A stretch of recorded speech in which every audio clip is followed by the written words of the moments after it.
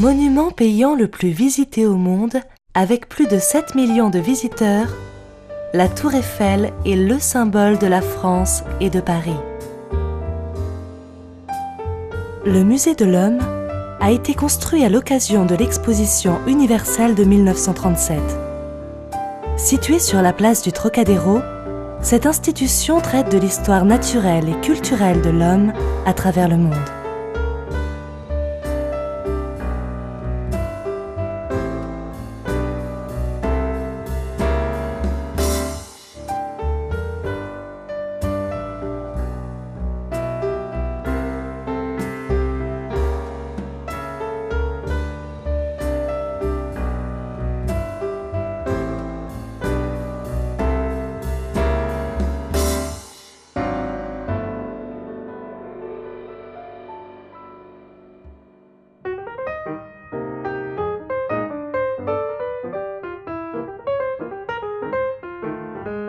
Le bar à huîtres, restaurant de haute mer, vous offre dans ses adresses parisiennes un large choix de fruits de mer, de crustacés et de beaux poissons cuits selon vos désirs.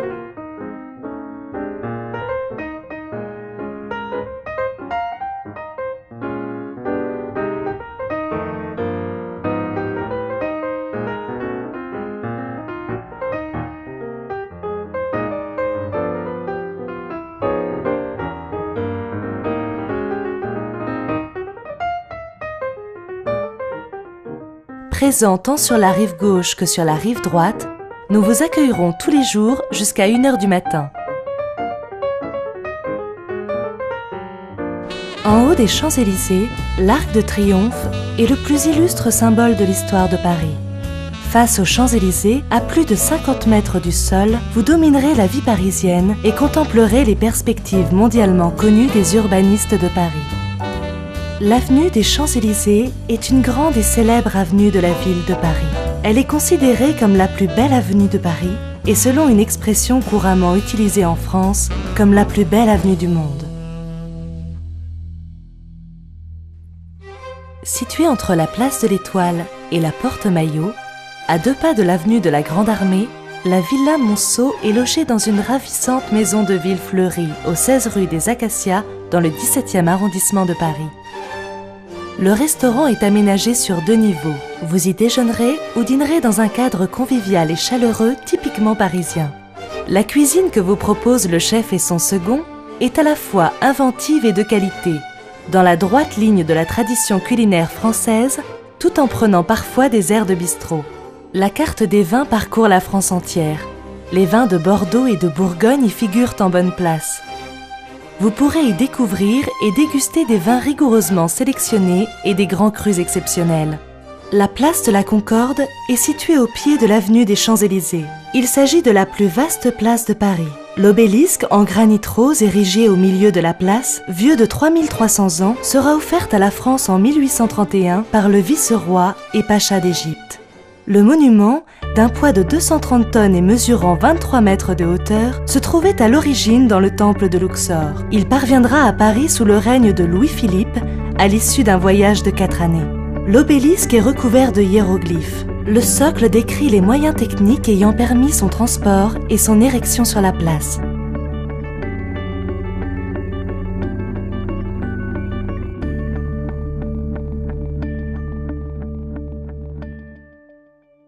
Du 6 mars au 15 septembre 2009, la Pinacothèque de Paris propose une importante exposition de plus de 150 œuvres de Suzanne Valadon et Maurice Utrillo. L'œuvre de cet exceptionnel couple, mère-fils d'artistes atypiques et bohèmes, est pour la première fois réunie à Paris. Vous y découvrirez comment l'impressionnisme met au monde à la fin de son époque, par le biais de Suzanne Valadon, l'une de ses égéries, l'école de Paris, dont le plus symbolique des artistes sera Maurice Utrillo.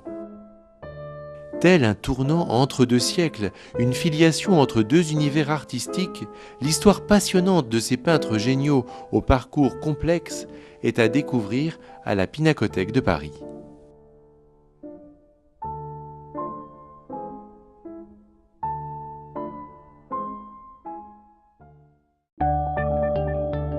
L'Arc du Carrousel, construit en 1809 par Napoléon, est situé entre la pyramide du Louvre et le jardin des Tuileries. Lieu de promenade favori des Parisiens, le jardin des Tuileries est le plus important et le plus ancien jardin à la française de Paris. Il s'étend d'est en ouest, de la place de la Concorde au Louvre et du sud au nord, de la Seine à la rue de Rivoli.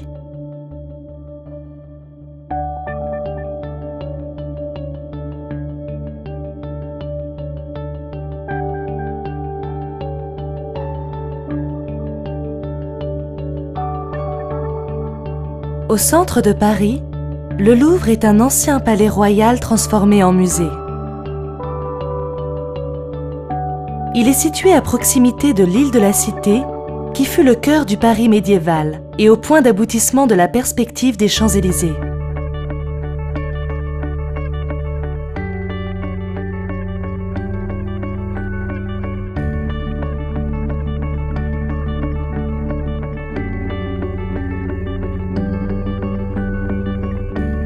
On y accède par la célèbre pyramide de verre, inaugurée en 1989, qui signait l'entrée principale du musée.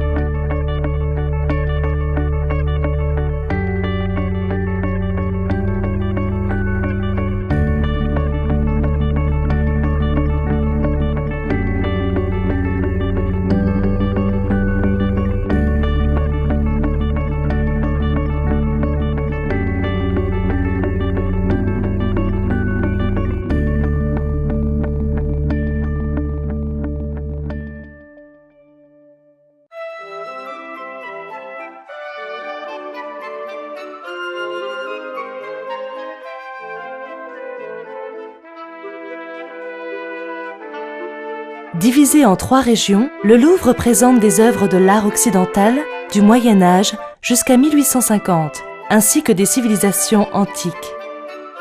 Le musée abrite la collection de peintures italiennes exposées dans des parties du palais qui furent les premières à être aménagées en musée à partir de 1793.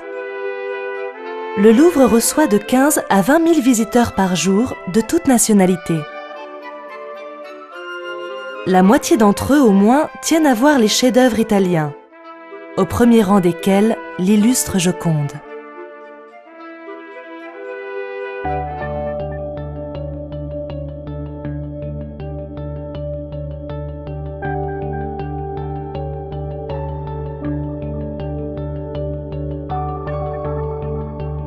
À proximité dans les salles rouges est exposée la peinture française du XIXe siècle.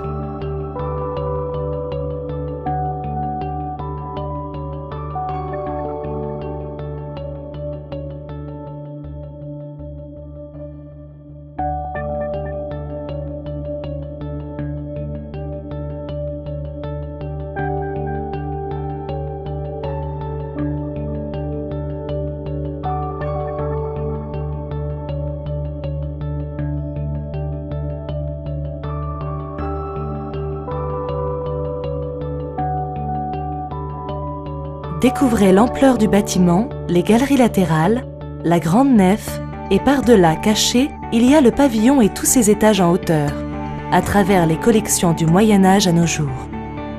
3 mouvements artistiques scandent les premières salles.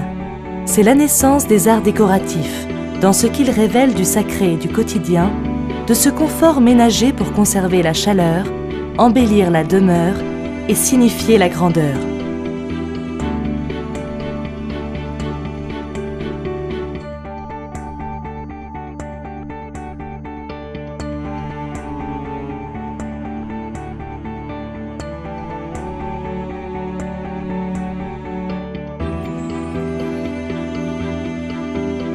Les grands siècles artistiques présentés ici, en écho au règne d'Henri IV à Louis XVI, révèlent la magnificence, le triomphe de l'idéal classique, les échanges européens, la philosophie des Lumières et les apports orientaux dans l'évolution de l'art de vivre.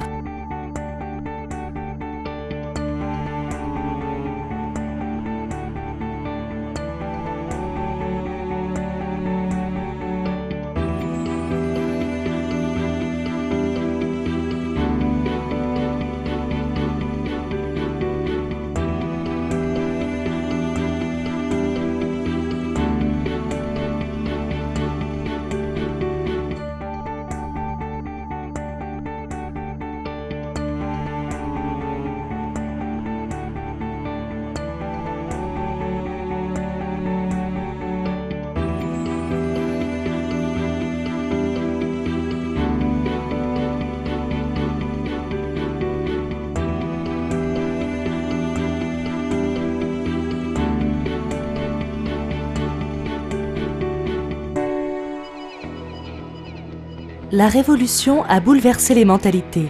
L'Empire impose un nouvel art solennel. L'Angleterre et la France rivalisent d'ingéniosité et de talent pour conquérir les marchés.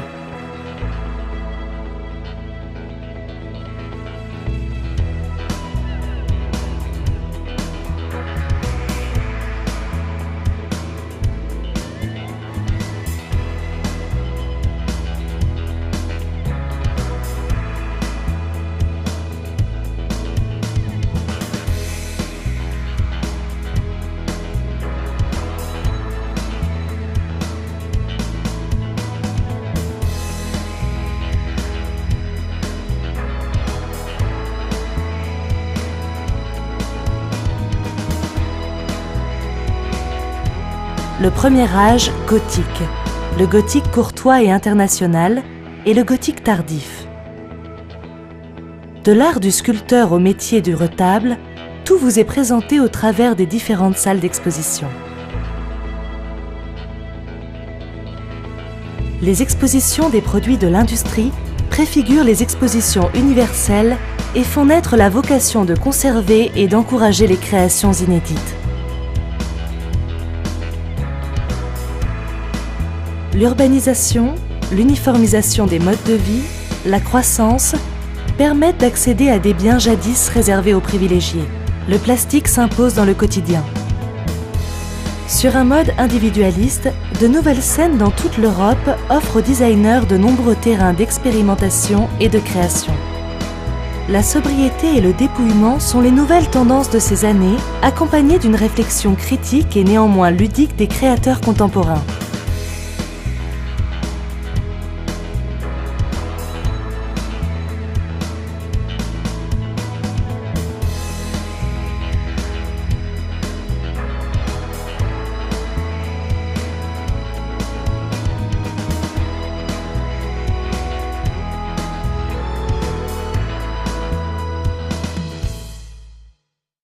La place Vendôme, typique modèle de l'urbanisme classique français. En son centre se trouve la colonne Vendôme. Située au nord du jardin des Tuileries et à l'est de l'église de la Madeleine, elle abrite le ministère de la Justice, l'hôtel Ritz, ainsi que les sièges de la haute joaillerie française.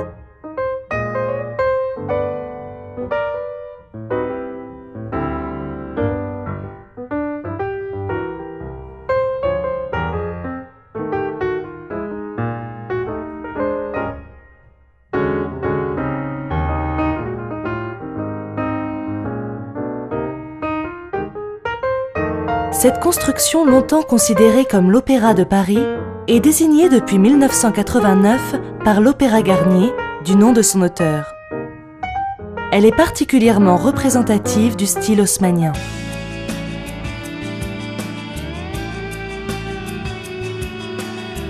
Le Centre Pompidou, institution culturelle de renommée internationale, est un lieu unique, entièrement voué à la création artistique contemporaine sous toutes ses formes.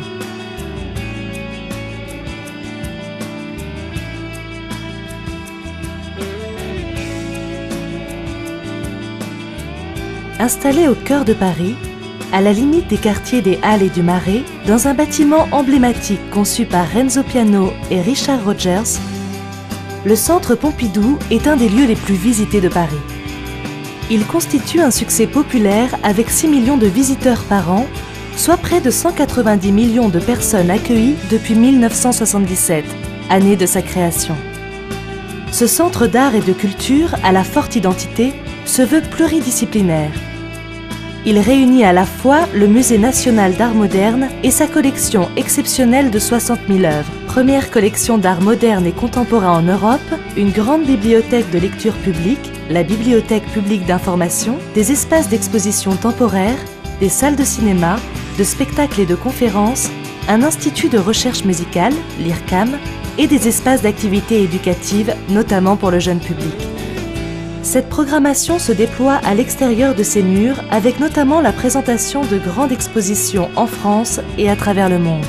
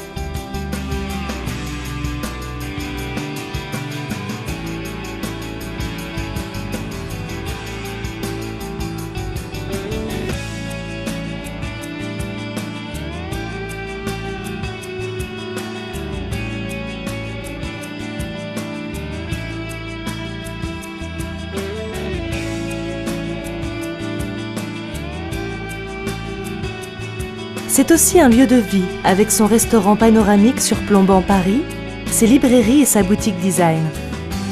Lieu d'avant-garde résolument tourné vers l'avenir, imité par tous les grands musées, le Centre Pompidou conduit une politique de développement à l'écoute des évolutions de la société et des technologies, de la scène artistique en France et dans le monde.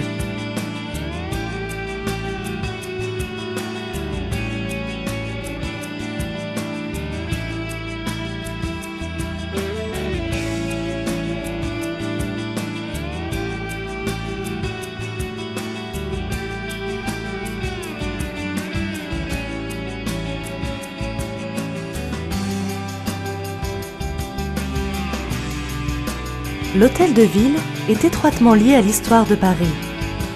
Détruit par le feu à 2 reprises, il sera reconstruit pour la dernière fois en 1880.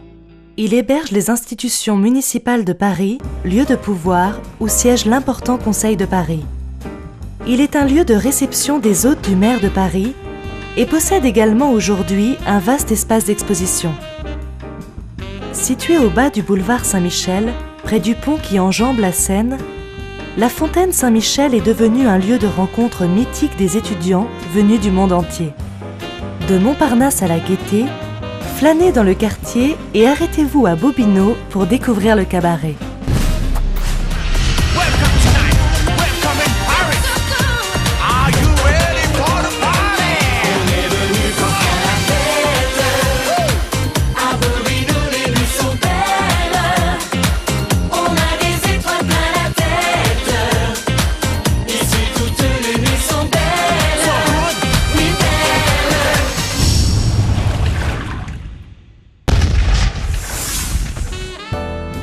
Le quartier de Saint-Germain-des-Prés est synonyme de vie littéraire et artistique et de nombreux cafés créent leur prix littéraire.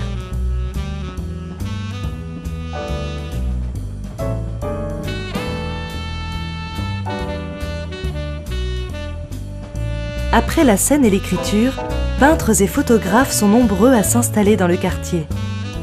Le monde de la chanson est lui aussi largement concerné.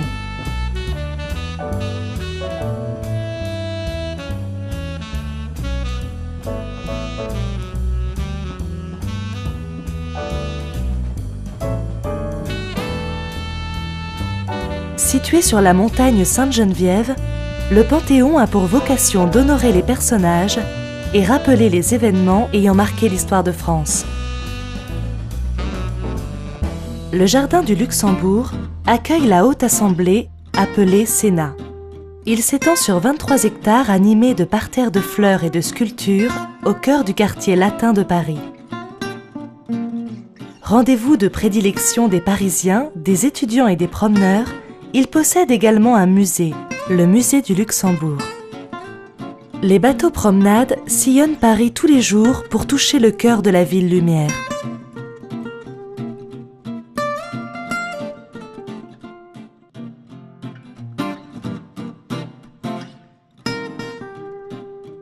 La Monnaie de Paris, les bouquinistes sur les quais de la Seine, l'Institut de France sont regroupés dans un quartier situé entre le quai Conti et le pont des Arts.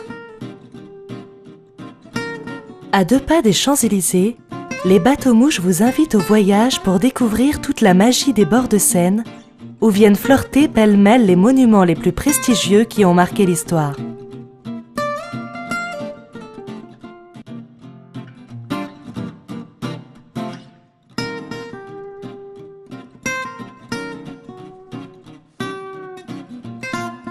Le musée d'Orsay, situé sur la rive gauche, accueille des collections de peintures et sculptures occidentales.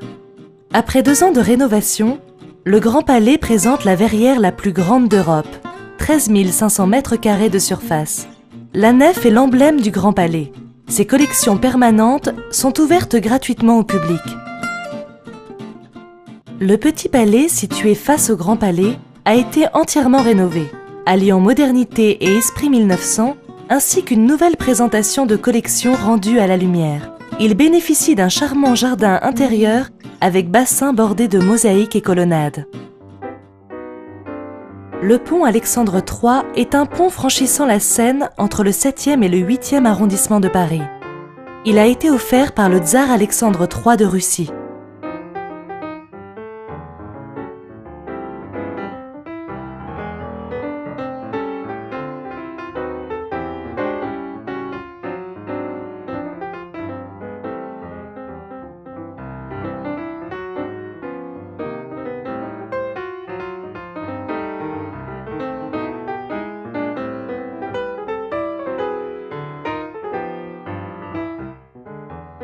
L'Hôtel national des Invalides est un monument parisien dont la construction fut ordonnée pour abriter les invalides de guerre.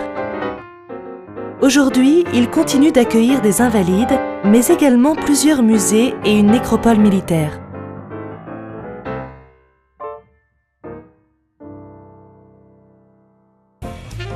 L'Opéra de la Bastille, ou Opéra Bastille, est inauguré en 1989. C'est une salle d'opéra située sur la place de la Bastille à Paris.